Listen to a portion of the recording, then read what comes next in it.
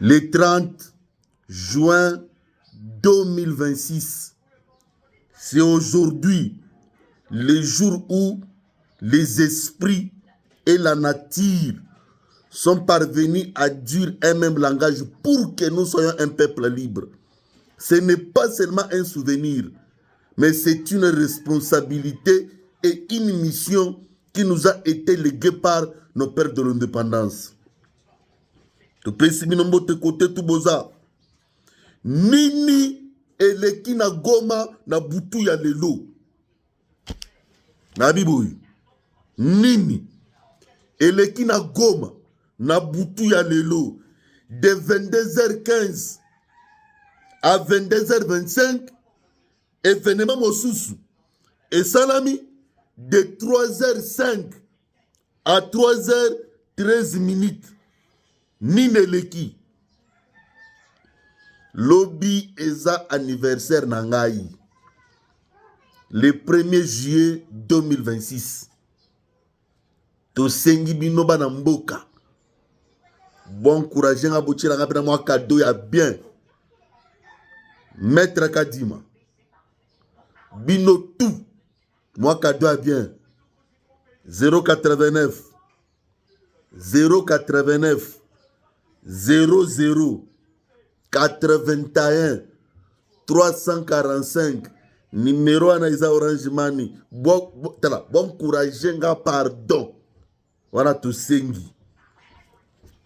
Nini eleki na Goma. Tala.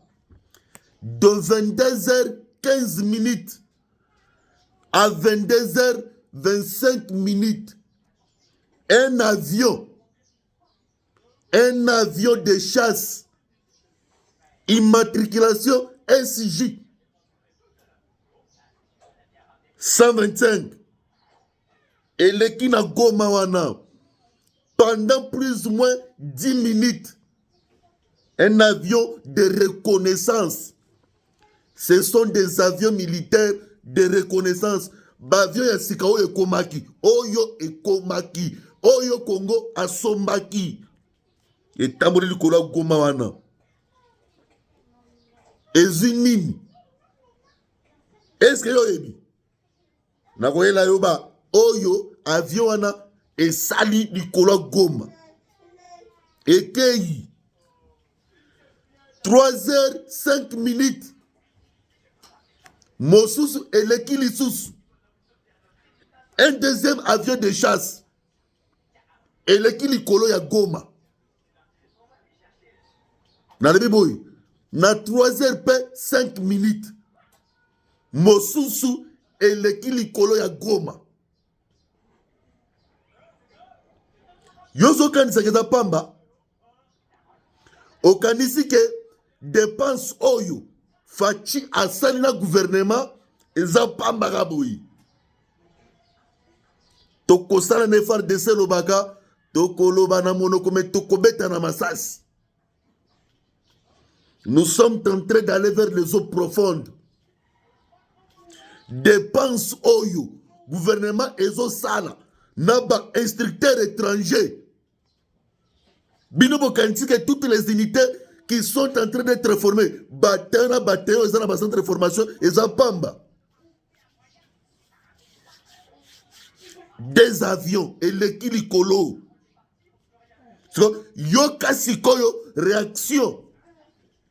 Yaba M23, Monsieur Makenga, boyebi ke avant d'un côté il y a rond-point ILPGN, au sein de la misée, quelque part wana vandak, azongi, tangu Makenga azozonga, azo confirmé, ba soldat na ye bazo sola, ba lobi ke no, en tout cas dans nzela ngungu, tous nos militaires, ba militaires na biso tout ba kweyi. Babi boy, nanzela ngungu. Ba militaire toi ba rwandais bazo sila na Congo et c'est sûr bakosila.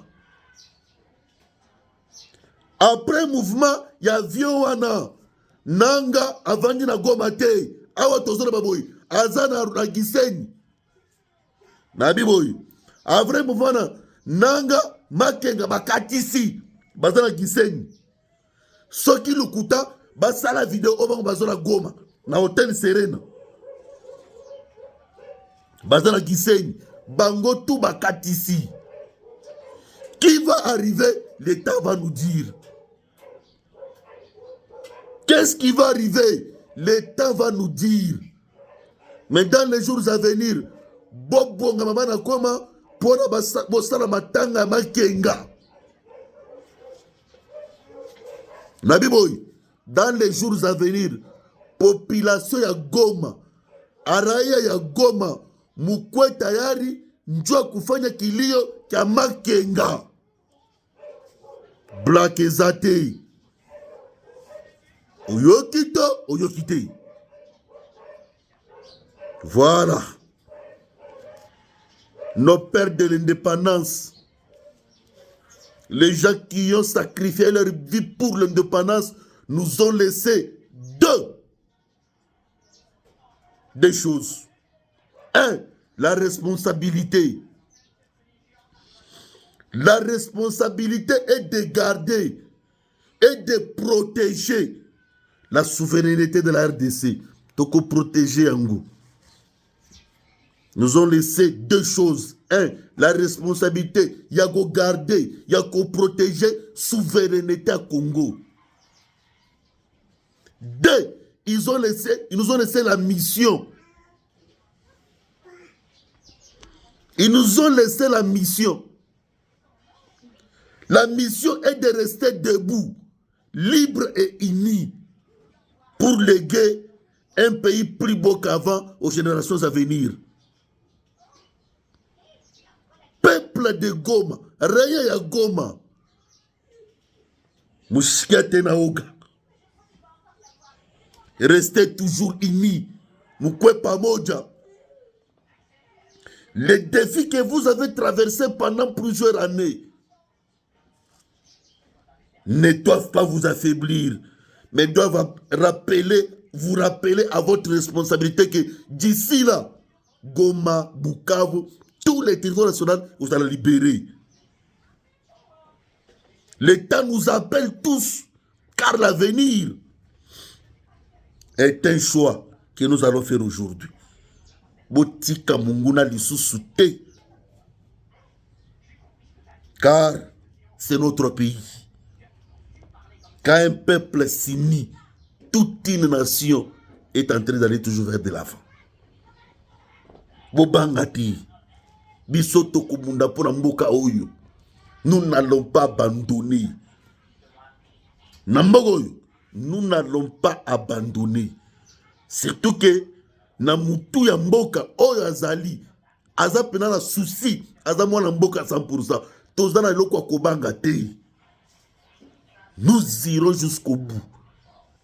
Car les jours que nous célébrons aujourd'hui, ce n'est pas seulement un souvenir. C'est un héritage que les pères de l'indépendance nous ont laissé.